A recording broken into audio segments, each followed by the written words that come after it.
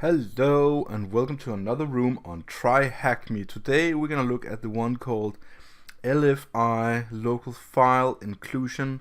This is a beginner's challenge, and basically we're just gonna start joining the room, and then I'm pretty sure that we're gonna boot up a server in just a minute too. So I'm gonna go full screen, and let's see, deploy the machine, and now we're gonna wait a minute. So while we wait for the machine to boot up, let's just talk about what is local file inclusion.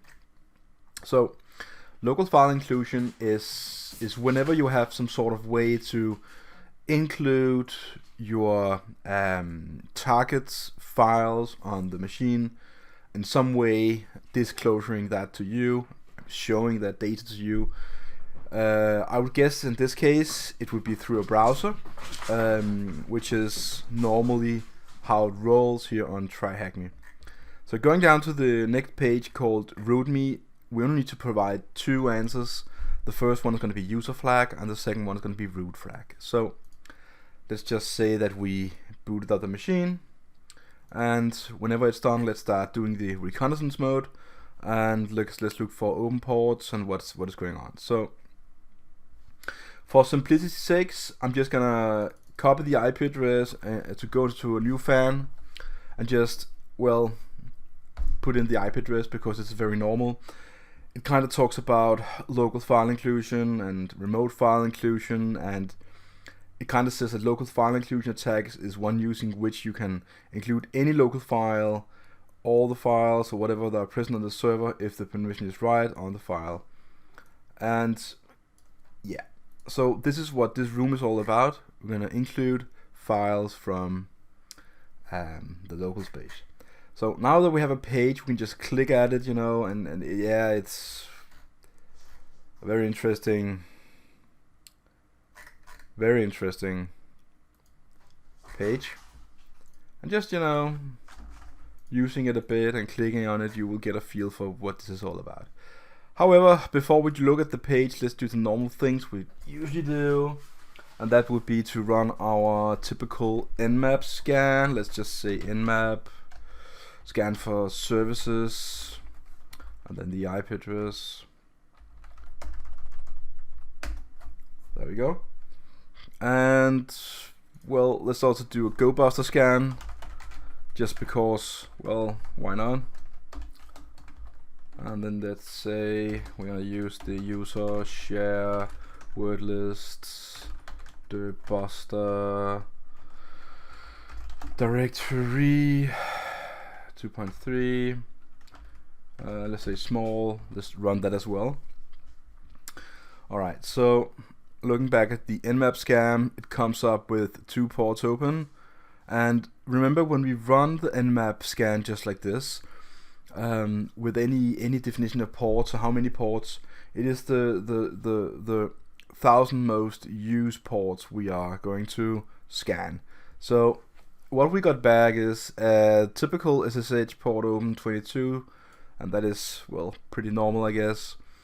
The version is also not something that screams I'm vulnerable, so I'm guessing this is not a SSH brute force room. Okay, so it says port 80 is open. It is a HTTP server running Python. Alrighty, and I'm pretty sure this is a Ubuntu machine, which is why it's listed as Ubuntu several times. So from this, we have nothing much to go on. And the scan itself over here, I'm pretty sure that what we're gonna look for is on the page already here. So if we just click the different, so when we click this link, we get this name equal hacking, and I'm not sure if this is a file. Whenever you see a parameter like this in the URL, you should be suspicious, because if the code is something like, let me just sketch something pretty fast. This is small. Can we zoom in this? So view, font and size of 24. Well, it's big. So if it's like the view variable we get, like let's say this is a request variable we get from the browser, and we kind of save that in a variable, and if so we have some pseudocode saying include whatever this variable points to, and we append, let's say, the word text. It basically means that it would look for a file called a.text in whatever path. Now this is very normal thought pattern whenever you see stuff like this. So what I would like to try is just the basic stuff, like can I include for example the file called password, and maybe it is not okay. So sometimes you need more than one going back in directory command. So // is going one folder back, so I'm just going 3 folders back, which kind of tells me that we're not that far off from the root itself to actually enter the etc library, which is in the root, and then the password which is also in the folder called etc. So looking at it this way is just one big line of nonsense. So I'm gonna right click and say view page source and zoom a bit and see, okay, so what do we have here? Now in these easy rooms in TryHackMe, it is very normal occasionally to see that they do hide some stuff inside this file. Not that I counted it, but let's just why not look at it, right? So we're gonna look at this, say that the root user, the daemon, very normal stuff.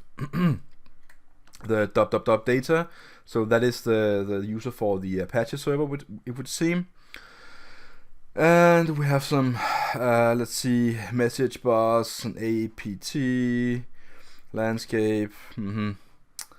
Yeah, it all sounds very interesting. And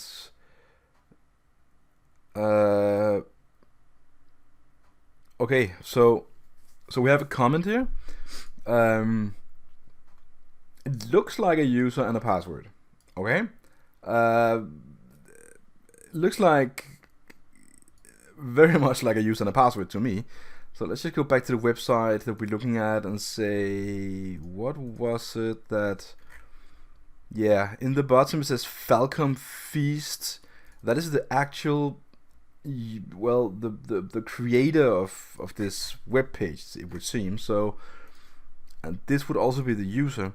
So in this occasion we do seem to have a user and a password, which would imply that we would need to do some SSH connection, for example. So let's do that. So let's open a terminal and do some zooming and SSH. Falcon Feast, I guess it would be, and then the IP address, which is this one, and let's paste that, and it's gonna, yes, I want to, and the password would be, let's see, root passwords. Let's just type that, root password, press enter, and let's see. Okay, all right, so it was a pretty easy reconnaissance. We didn't really do anything. Let's see the GoBuster scan. Let's just quit that because no reason to spam the server with requests and slow it down for us. And the Nmap scan itself doesn't really do anything for us. So we got a shell. So let's see quickly, just see who we are. We are Falcon Feast, and if we also write who am I, just to do that as well, we are Falcon Feast. All right, so I want to see what's in the directory that I'm accessing right now, and that is a file called user.txt, and if I'm not mistaken, that's going to be our first flag, which seems to be true. I'm going to copy paste that and go to the page, which is not working. There we go, and paste it in, and yeah, okay. So we got our first flag, and that is really good. So let's see if we can clear. All right, so the next question in the TryHackMe room would be to give the root flag. So basically this room is reconnaissance, find a way in, get a shell, get the user flag, and then get the root flag. So let's see if we can find the root flag. First of all, let's just access the root folder and permissions denied. Alright, so I'm pretty sure that we need to access that folder in order to get to the root flag. So let's just do a sudo.l to see which kind of permissions we have. And what I see is, let's see, matching default entries for blah blah blah. Yeah, very normal path, I guess. And we have a file we can execute, which require no password. So if we just say user bin socat, it says something like socat ex82 edges required, there are none. Alright, so it is a file we can use and execute. It would seem we can execute it as with permissions of root. So my initial thoughts would be to go to the GTFO bins and go back and see whether we can do socat. We have different ways to get ourselves more privileges. So let's assume that since this is a sudo.l command that I execute in order to get this information, I'm gonna try and go with the sudo version here and say this is something that I can try and execute. Let's just try that and paste it in and say, okay, what happened? I'm pretty sure we don't need to have the sudo there, so maybe oh, okay, so it worked. We got our root shell, pretty easy one. So let's just go and say cd root and cat the root.text, and we have a flag. Pretty sure that I'm gonna paste that in and get a completion of this room. Submit. Alright, so this is one of the easier rooms that I tried with local file inclusion. Just to sum it up a bit, what we kind of needed to do is doing the // and well, accessing the etc password d, and then a file where a comment were made. I guess this is an easy room, so this is of course not the normal way. Usually when you have local file inclusion, you wanna see, you know, can I actually include files with code in so I can see passwords, because some programmers do save passwords in the file for MySQL or for other services, and through that we can get access to the MySQL database, for example, and maybe with that we can find a Metasploit module and execute to get a shell. There are many different ways, and other ways seen on TryHackMe would be that we can access the Apache logs, we can do some log poisoning and so on.